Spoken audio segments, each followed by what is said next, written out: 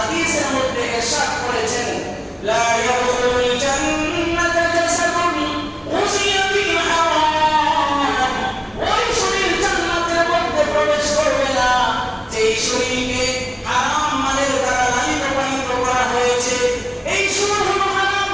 কেউ যদি সুদ খায়, যে সুদ খাবে ওই ব্যক্তি কখনো জান্নাতের মধ্যে প্রবেশ করবে না। বলেন নাউজুবিল্লাহ।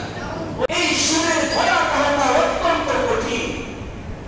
নবী করিম সাল্লাল্লাহু আলাইহি ওয়াসাল্লাম বলেন, ওই মেরাজের রাতে আমি এক সম্প্রদায়ের নিকট দিয়ে অতিক্রম করছিলাম। আমি দেখলাম ওই সম্প্রদায়ের যে সমস্ত লোক রয়েছে তাদের পেটগুলো বিশাল বড় বড় ঘরের মতো বড় হয়ে আছে, আর বাহির থেকে তাদের পেটের ভিতরে সাপগুলো বিলবিল করতেছে, তাদেরকে ধ্বংসন করতেছে। আমি জিবরাইল আলাইহিস সালামকে জিজ্ঞাসা করলাম, মান হাউলাই ইয়া জিবরাইল, হে জিবরাইল এরা কারা? হযরত জিবরাইল আলাইহিস সালাম বললেন যে ইয়া রাসূলুল্লাহ, ইয়া হাবিবাল্লাহ, এরা হলো ওই সমস্ত লোক যারা দুনিয়ার মধ্যে সুদ খেত। বলেন নাউজুবিল্লাহ। আরেক হাদিসের মধ্যে আছে নবী করিম সাল্লাল্লাহু আলাইহি ওয়াসাল্লাম বলেন, ও যারা দুনিয়ার মধ্যে সুদ খাবে ও কালকে আমাদের ময়দানে তাদেরকে রক্তের নহরের মধ্যে ছেড়ে দেওয়া হবে। বলেন নাউজুবিল্লাহ। নবী করিম সাল্লাল্লাহু আলাইহি ওয়াসাল্লাম হাদিসের মধ্যে বলেন, মান বা'a আইবান ওয়া লাম ইউনাব্বা আলাইহি লাম ইয়াসাল বি মাকবিল্লাহ আও লাম তাসাল মালাইকাতু তালআনুহু।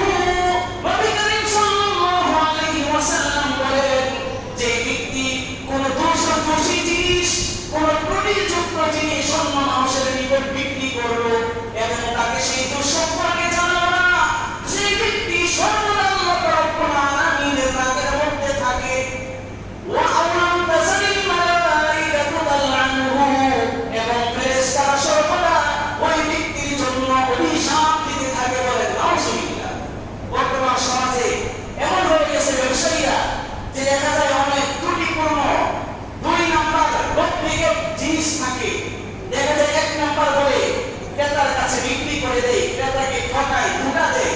এই ব্যবসায়টা ছিল হারাম। এই ধোঁকা দেওয়ার কারণে, ঠকানোর কারণে আপনার ব্যবসাটা একটা হারাম হয়ে গিয়েছে। হযরত ইমাম আবু হানিফা রাহমাতুল্লাহি আলাইহি, যিনি 4 মাযহাবের অন্যতম হানাফি মাযহাবের ইমাম ছিলেন, হযরত ইমাম আবু হানিফা রাহমাতুল্লাহি আলাইহি তিনি ব্যবসা করতেন। তিনি একবার ব্যবসার সময় তার কর্মচারীকে বললেন যে এই যে কাপড়ের গাঁটটি আছে, এই কাপড়ের গাঁটটির মধ্যে একটা কাপড় চিত্র আছে। যখন তুমি এই কাপড়টা বিক্রি করবে তখন ক্রেতার নিকটে এই কাপড়ের দোষটা উল্লেখ করে যেই পরিমাণ টাকা কম আসে সেই পরিমাণ টাকা কম রেখে এরপরে বিক্রি করবে। হযরত ইমাম আবু হানিফা রাহমাতুল্লাহি আলাইহি এই কথা বলে তিনি চলে গেলেন।